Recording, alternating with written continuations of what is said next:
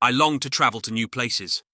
I wanted to follow the advice of my old mathematics teacher, who said to me, "Travel as often as you can and see your homeland from outside. Make contact with people of other countries. Only then can you judge your fatherland correctly." In the years from 1933 to 1935, when foreign currency was still being allocated, I went to Prague and Warsaw, hence to countries in which I knew no one.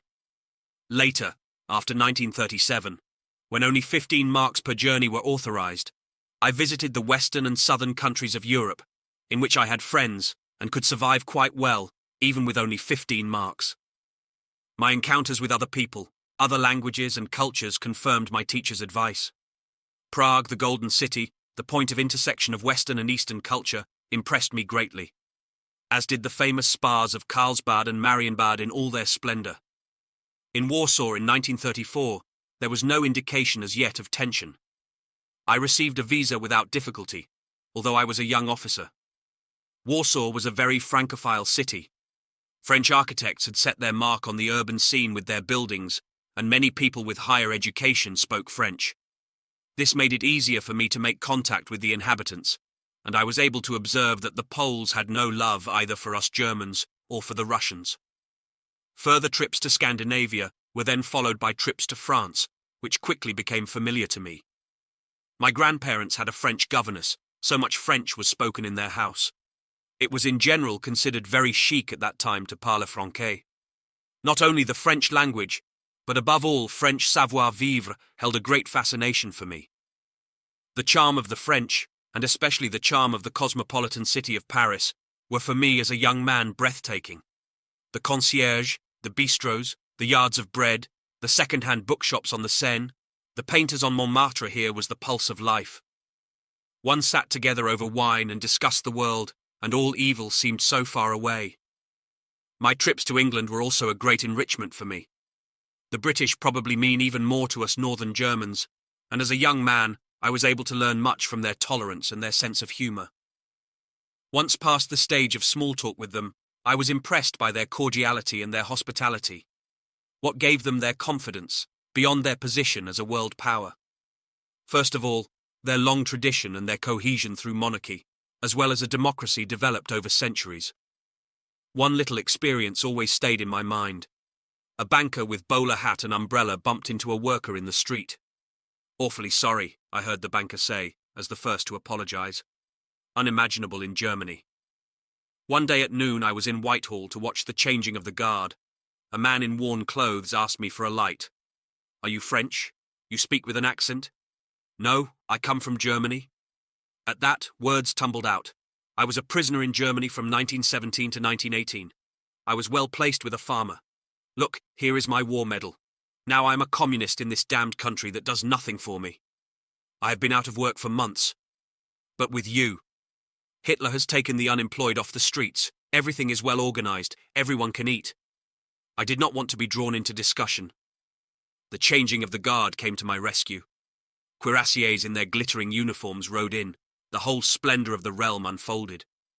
"Look at that," cried the man, now beside me and carried away with joy. He took my arm. "That is where no one can copy us British. That is our monarchy." Venice was the dream destination of honeymoon couples, and Rome was the cultural city that everyone wanted to visit. In my classical grammar school, I had read so much about Goethe's journeys to Italy that I wanted to follow in his footsteps. So in 1934, with a friend, I planned a 3-week trip to Italy. We adapted my DKW car for sleeping, took as our main luggage enough cans of gasoline from Germany to see us at least to Rome and back, and also packed enough food to be as independent as possible. In Florence, we met a lady who invited us to her house for a meal. She led us into a narrow alley and stopped in front of a house with a grubby facade. "Ecco, we were there. Please come in." We felt a little uneasy, but we then came into the inner courtyard, and the house that from the outside looked so sad turned out to be a palazzo with many art treasures and a dreamlike garden. It was the townhouse of a principessa. We spent a wonderful day in those lovely surroundings.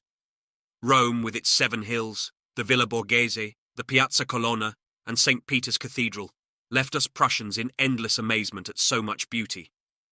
I travelled to Switzerland because we had relations there, the Zeppelins. A particular attraction was skiing. In those days, one still used the Kandahar binding, which was equally suitable for climbing with skis and for the downward run. There were no skylifts as yet. One climbed for hours, then descended to the valley in an hour through the untouched powdery snow. The experiences we had on our ski tours were unique. They often lasted days and were broken only by the night's rest in little mountain huts. At that time, one could still enjoy the peace and beauty of the mountain world, for there were hardly any tourists. At the beginning of August 1939, I was once again, to my complete surprise, granted 14 days leave in Switzerland, although there were already rumours of possible war and complications with the I Poles.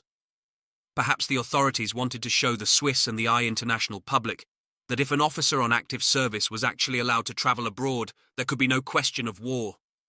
The 2 weeks were not up before I was recalled. My division was on alert.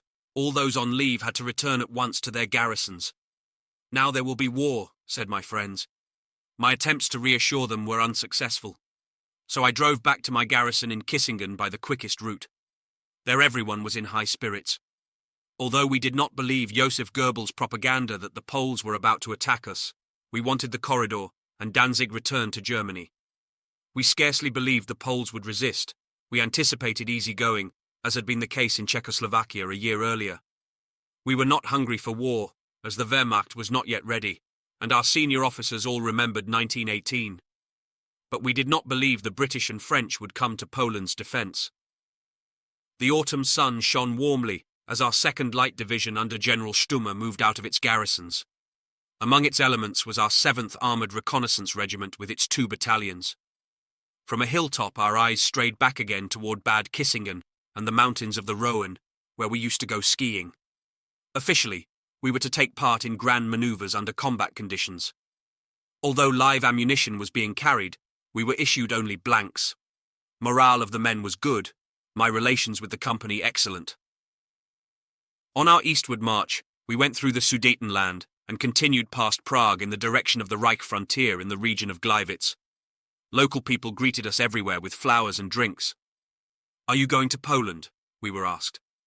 "Of course not," we replied. We were going on manoeuvres.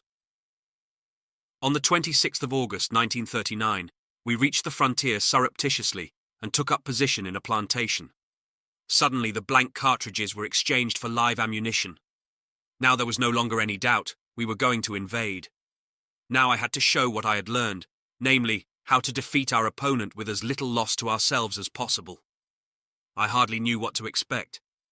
We still had the feeling of being on manoeuvres, and comforted ourselves finally with the thought that we had no need to fear the Poles, since their army was not of great fighting strength, or as well equipped as ours.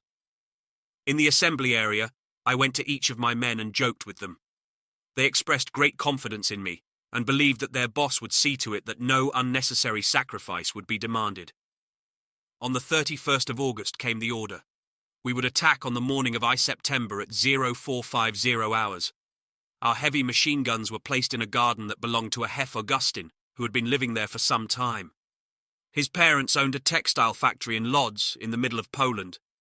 "Would not you like to come with us?" I asked him. "You speak fluent Polish, and could be of great service to us as an interpreter in the questioning of prisoners, and to vouch for the proper treatment of the civilian population." He agreed. No doubt he also hoped by this means to see his parents again. We dressed him in a Wehrmacht uniform. An armband proclaimed him to be a voluntary interpreter. At daybreak, our air force flew over the frontier to surprise the Polish air force on the ground, as we were told, and as far as possible dispose of it. This gave us moral support. We heard that our navy was shelling the port of Danzig and that troops were being landed. We fell in with the Armoured Reconnaissance Regiment. The frontier was manned by a single customs official. As one of our soldiers approached him, the terrified man opened the barrier. Without resistance, we marched into Poland. Far and wide, there was not a single Polish soldier in sight, although they were supposed to have been preparing for an invasion of Germany. I spread my company out. We advanced on foot along a wide front and came to the first Polish village. Still no Polish soldiers to be seen. In the marketplace, we were greeted in friendly fashion by the inhabitants, even given refreshments. Where were the Polish troops? We still had the feeling of being on manoeuvres, although we were 15 kilometers inside Poland. Vigilant reconnaissance patrols on motorcycles with sidecars tried to make headway through the thickly wooded terrain to spy out the land. I had the armoured cars follow and continued the advance. Late on the evening of September, we came up against our first opposition. In front of us lay an open, rising tract of land, at the end of which was a village and a forest. Here the Poles had set up a line of resistance on a hill and opened a heavy fire from machine guns and mortars. Shell splinters hissed through the trees. Branches broke off and fell on our heads. Our stomachs now felt distinctly uneasy. We had often practiced under combat conditions, of course, and had been able thereby to get used to the firing and the landing of artillery shells, as well as the sharp hammering of machine guns. But that had always been at a safe distance or from bunkers under cover. Now, we were directly exposed to enemy fire. We could find no cover, nor could we dig ourselves in, since we were supposed to attack. We formed up for the assault. Armoured scout cars moved forward, as far and as well as the terrain allowed, so as to give us covering fire from the MG-24S. Suddenly a round of machine gun fire hit Private Uhl, not far from me. He was dead at once. He was the first casualty in my company, and many of my men saw it. Now we were all afraid. Which of us would be the next? This was no longer a maneuver, it was war. No, aye and no. 2 platoons attack, I shouted. No. 3 platoon in reserve, the heavy platoon to give fire cover. No one stirred. Everyone was afraid of being the next to die, including me. Anyone who says he was never afraid in his first P in Agmont is a liar. It was up to me, the CO, to set the example.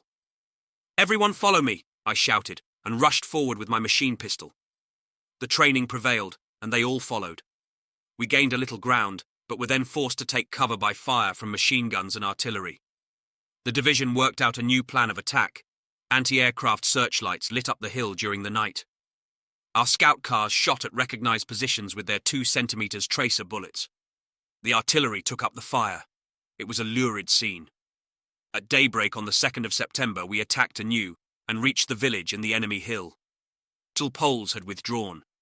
Before us was an image of horror.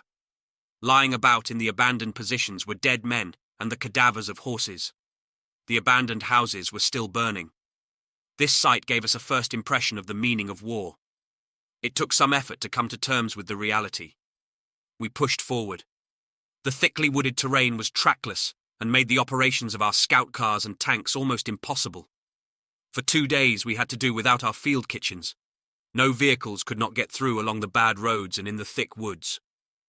On our march through villages and small towns, we were again presented with the same terrible picture. The Air Force had done quite a job and deeply demoralized the Poles. In spite of that, the Polish divisions fought heroically. As my orderly Erich Beck later wrote, we admired our opponents for their national pride and commitment. They demanded our respect. We heard that a Polish cavalry regiment had mounted an attack against our tanks. They had been told that the German tanks were only wooden dummies. All the bridges had been blown. Our army engineers did a superhuman job of throwing up new ones. Polish snipers had lodged themselves in haystacks and under thatched roofs, and now had to be smoked out with tracer bullets. There were fires everywhere. The cities of Kielce, Radom and Lodz were our targets in the next few days. The first pockets were formed through pincer movements. We heard from division that the advance along a wide front from Upper Silesia to the Baltic was making rapid headway. On the 6th of September, we eventually came up against strong resistance near a village on the edge of the Lys Ogóry. After fierce fighting with few losses, we overcame our opponents, whose strength now seemed to be finally broken. Krakow fell on the same day. Powerful units were advancing on Warsaw from the west and northwest. In Lodz, which was hardly contested anymore, Augustine met his parents. I accompanied him. It was a moving reunion. Since the heightened tension, they had heard no more of each other. Now the parents had their son back, forever they hoped. We visited the family textile factory and then went to a cafe 6 in the marketplace. We had coffee and plain cakes, both for us a great pleasure after the first hard days. West Prussia and the ancient city of Danzig were not, it seemed, the only objective. The whole of Poland was apparently to be occupied and wiped out, with the participation, moreover, of the Russians, with whom Hitler had just signed a treaty of non-aggression. We were amazed at how quickly Goebbels' propaganda could change people's minds 180 degrees. Now Russia was our ally. We were given orders to clear the woods, secure the territory gained, and then hold ourselves ready for the decisive advance on Warsaw. While searching for a suitable command post for the company, my advance picket found a large country house in the middle of the woods. It had been left untouched by the war. I went there and was greeted by a charming old gentleman who spoke fluent German and English. He had been the Polish ambassador in London and had now retired to his country estate. His house was full of guests. A well-known pianist and other artists had fled there from Warsaw at the outbreak of war in the hope of finding safety. The butler led me to a guest room and asked a macabre touche-bille about my luggage. After I had given the necessary orders to my company and made my report to division, the master of the house invited me to take a little walk. "Now look," he said, "there is a good friend of mine who lives about 20 miles from here and is married to a German from Silesia. I am worried about them. Can you find out how they are?" During our further conversation, it turned out that the German woman was a distant relative of mine.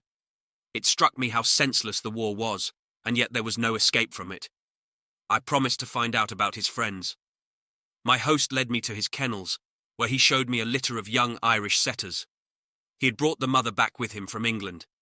He picked up one of the puppies and said, "May I give you this to cheer you up in a sad time?" I took it with pleasure and christened it Boy. Then in the evening we all sat around the fireplace in the great hall, which extended to the roof. While the pianist played Chopin, we could hear sporadic gunfire in the distance. There I was, sitting among friendly people in a pleasant atmosphere in a country that we had invaded. I discovered that Poland's most famous animal painter lived in the next town and arranged to visit him the following day. I was very fond of his work and asked him for one of his watercolors that reflected the spirit of Poland. Next evening he brought me the painting.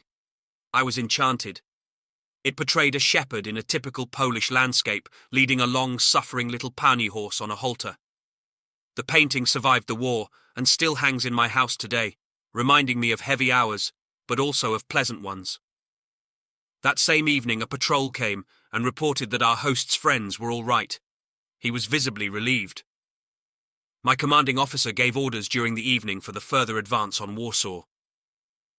The following morning, I left that oasis with my watercolor and Irish setter. At the briefing for the next advance, my battalion commander told me that on 3 September, France and Britain had declared war on Germany. So far, however, contrary to our fears, they had not attacked. The daily army bulletin had merely reported some artillery duels and increased aerial reconnaissance. We were relieved. Hitler seemed to have judged both countries correctly. The British, as far as we knew, had not even sent an expeditionary force to the mainland. We now marched on Warsaw. In the eastern part of Poland, no operations were carried out by our side. Clearly, there were certain agreements here with the Russians. South of Warsaw, the 2 armoured reconnaissance battalions took up their positions in a fruit plantation. On the 9th of September, after 9 days of war, the greater part of Poland, insofar as it belonged to the German sphere of influence, was occupied and in our hands. Only in Warsaw was there still fighting. The remaining still available elements, if the Polish army had withdrawn there to defend their capital after undergoing 2 weeks of heavy bombing and artillery fire. On 27 September, Warsaw was finally taken. We had seen no further action. Poland seemed unable to offer any more resistance. We were used merely to mop up the territory gained. On one of my reconnaissance trips, which I made in my cross-country car with my driver Fink and an orderly, I discovered near a village a young Polish woman in uniform. She pointed a machine pistol at us, but before she could fire, we overpowered her. "Do you belong to a women's battalion, or are you a partisan?" I asked her in French. Her eyes were full of hate, snuddle wonder after the war imposed on Poland. She led us to a house in which her husband, a Polish officer, lay wounded. I put them both in my car and handed them over to our medical squad, where her husband was immediately taken care of. She then thanked us. "It is all so sad and hopeless. Why cannot you let us live in peace? Now the Russians will come, your allies, and hated by us. But Poland is not lost yet." Her final words, as Augustin told me, were those of the Polish national anthem. On 17 September, the Russians had marched into eastern Poland. A demarcation line was fixed by German and Russian delegations. One of the interpreters was Boris von Karsov, whom I was to meet later in Russian captivity. Poland was partitioned anew. The bitter history of the country took its course. On the 5th of October came the victory parade in Warsaw in Hitler's presence. Our division did not have to take part.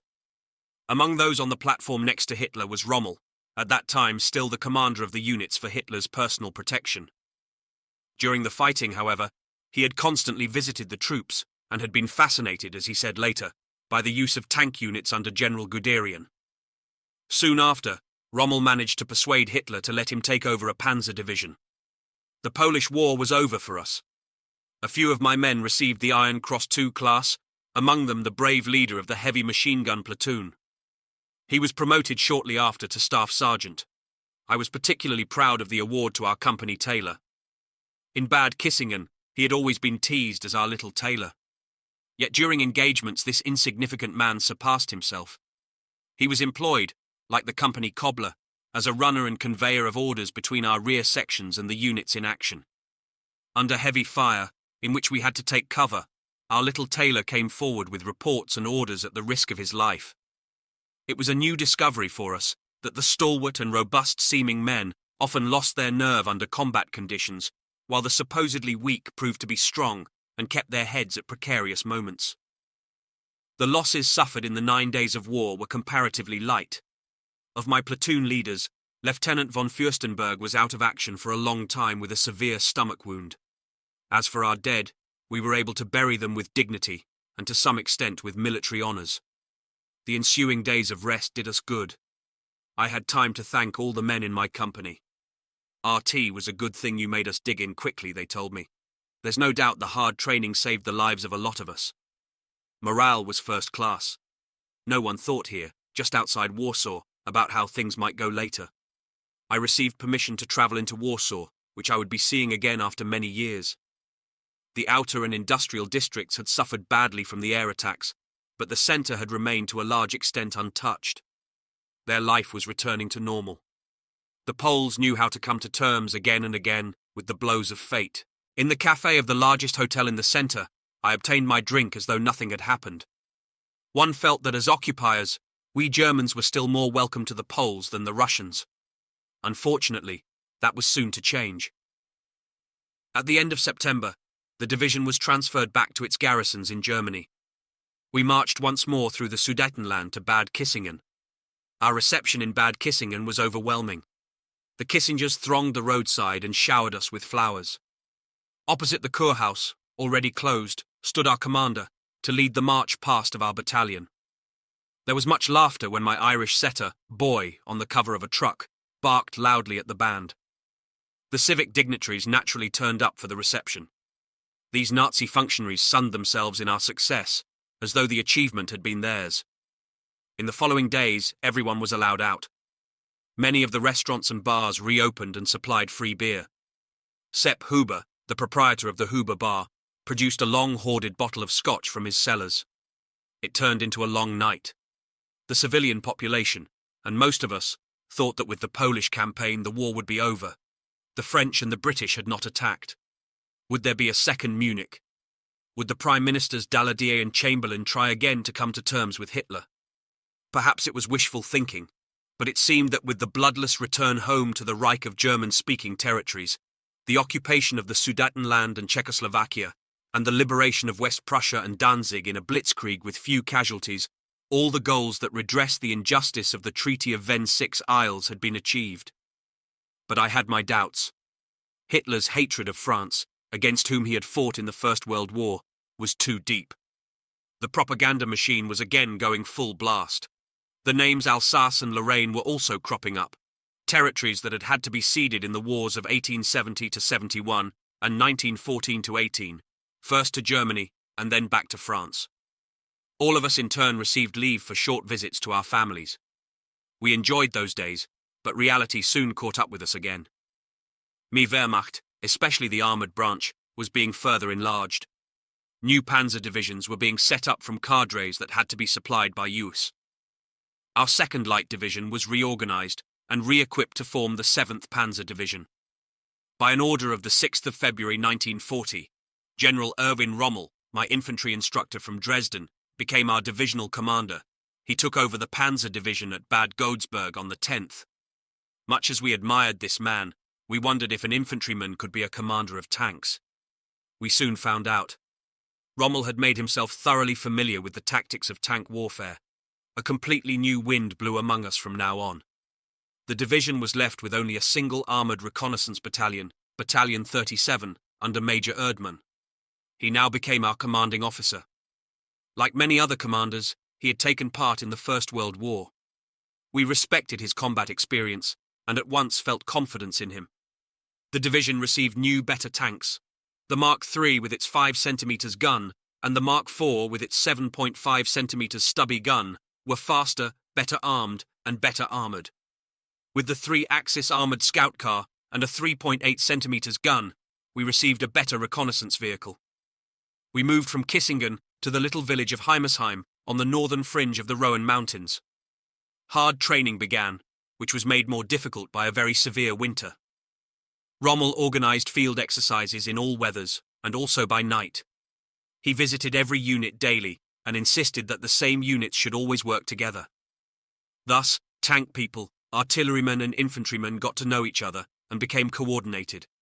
A team was formed within the division, which was later to prove extremely important. The propaganda increased. Hitler mocked the French. He referred ever more frequently to Whiskey Churchill and later to the paralytic Roosevelt. Was the ever-growing strength of the Wehrmacht intended to deter the Western Allies from making an attack, or did Hitler plan to enter France? We did not know.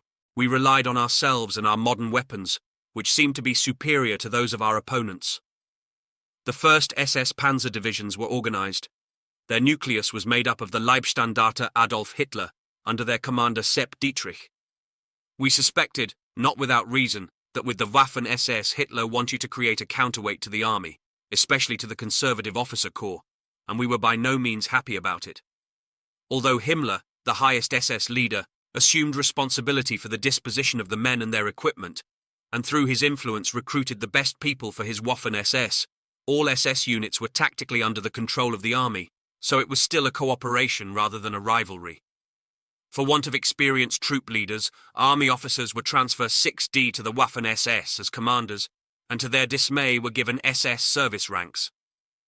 The severe winter of 1939-40 duly passed.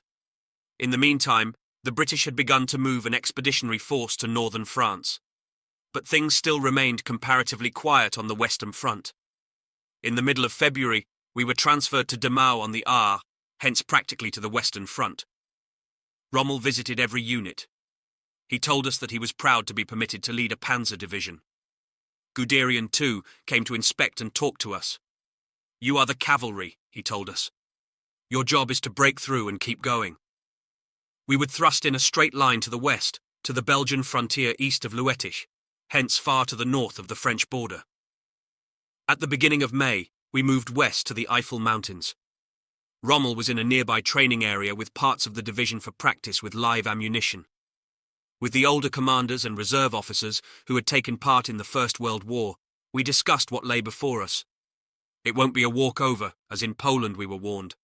The French and the British are quite different opponents. We younger ones replied that there could not, and must not, be any trench warfare, as in 1914-18.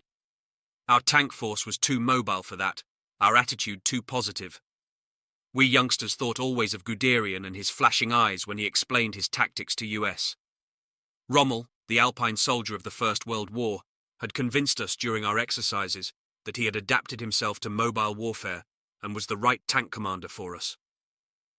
On the evening of the 9th of May, we company commanders were summoned to our commanding officer, Major Erdmann. Tomorrow morning we march into Belgium. The initial resistance at the frontier must be quickly overcome. The goal of our 7th Panzer Division is the Meuse near Dinant. Along with the 5th Panzer Division, we are part of General Hoth's Panzer Corps, which will advance as spearhead through the Ardennes. Our reconnaissance battalion can take pride in being at the forefront of the division. At 0532 hours on the 10th of May, we fell in. The Belgian frontier posts withdrew at once or surrendered. Skirting the northern edge of Luxembourg, we advanced due west through the difficult terrain of the Ardennes, and without great resistance reached the Meuse north of Dinant on 12 May. From the high ground we could see the valley, and on its western side, further heavily wooded hills. We could also see, however, the broken bridges, which Rommel would have liked to take intact. We felt our way slowly down into the valley, but at once came under well-directed gunfire and were straddled by heavy artillery. Rommel appeared among us, as so often in the following weeks, in order to form personally a picture of the situation. He arrived, his armoured car, speciality equipped with radio gear. "What's going on?" he asked. "Held up by artillery fire," we replied. "Show me. Where is the fire coming from?" Standing in his armoured car, he studied the opposite bank with his binoculars. He was calm and steady, giving no sign of uncertainty or nervousness. Within minutes he made his decision. "Stay put," he told us. "This is a job for the infantry. This is a job for the infantry." The May sun was already shining warmly. The river valley lay peacefully below us. Soon we saw elements of the 7th Panzer Grenadier Regiment climbing down the hill, accompanied by army engineers with rubber dinghies. Further south, near Dinant, the 6th Panzer Grenadier Regiment was on the move. Hardly had the first boats been lowered into the water than all bell broke loose. Snipers and heavy artillery straddled the defenceless men in the boats. With our tanks and our own artillery, we tried to neutralize the enemy, but he was too well screened. The infantry attack came to a standstill. Rommel went to Dinant to see whether the other regiment had been more successful. But there too, dinghy after dinghy had been sunk. Smoke, thought Rommel, but we had no smoke shells. Again came one of Rommel's instant decisions made on the spot. Some houses that stood in the right direction for the wind were shot into flames, and under cover of the smoke, the attack was begun again. Like a whirlwind, Rommel came back to us, at once organising covering fire for the 7th Panzer Grenadier Regiment. He personally took command of its 2nd Battalion. With the second wave, Rommel was across the river, where it became possible to form a small bridgehead in the teeth of the French, who defended themselves bravely. During the night, the first tanks were ferried over by the engineers.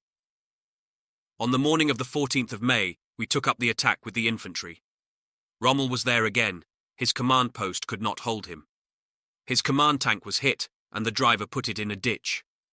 Rommel was slightly wounded, but hurried forward on foot in the midst of enemy fire. Is Rommel immune? We asked ourselves. It made a strong impression on all the officers and men. His example spurred us on. From the bridgehead a breakout was successfully made. The way to the west seemed open. Our reconnaissance battalion was put across, and we at once set out from the bridgehead into the western advance. Keep going. Do not look to left or right, only forward. I will cover your flanks if necessary. The enemy is confused. We must take advantage of it. So ran Rommel's unorthodox orders. The Panzer Regiment moved up, and with it a special unit of engineers. Together we managed to make a breach in the French line, 1.5 miles deep. Rommel was again right up at the front, driving us on. During the night we were already advancing through the town of Avesnes, and next day, the 17th, we reached the river Sambre, where the bridges were intact. The French were caught completely unawares by our impetuous advance, and retreated, to some extent with signs of disbandment. La guerre est finie, je m'en fous, we heard, shouted by some French soldiers. What was up with the famous French army, which in the First World War had fought against us so bravely and on equal terms? In the first place, we thought, the impregnable Maginot Line had given them a feeling of complete security. Second, they had undoubtedly underestimated our fighting strength and mobility. They did not draw lessons from the Blitzkrieg in Poland. In addition, the French will to wage war against us seemed to be very weak, although such outstanding leaders as Marshal P. Sixtain and General Weygand were at the head of the French army. We had no information about the situation either in the individual sectors of the front or as a whole. We had the feeling of being alone at the head of a division advancing tempestuously. Forward was the cry. By the 18th of May, our Panzer Regiment was already rolling into Cambrai, that historic town which became famous in the First World War as the place where the British first used tanks. With our reconnaissance battalion, we covered the tank advance on the left flank, and were thereby involved again and again with the flood of retreating French soldiers, who in their panic mingled to a large extent with the civilian population. The division closed up. On the 20th of May, the important St. Quentin Canal was crossed. That evening we heard that Guderian, with 3 armoured divisions who had been rushing forward to the south of us, had reached Abbeville on the Somme and was thus only 15 miles from the Channel coast, and brought about a turning point in the war. Where were the British, whom we were now crediting with more fighting spirit? On the one hand, they were tougher than the demoralised French, and on the other, they had their backs to the Channel, which separated them from their base on the island. For them, winning was a matter of survival. On the 20th of May, we reached the area south of Arras. For the first time, a division of the Waffen-SS appeared in support of us. We advanced on the La Basse Canal,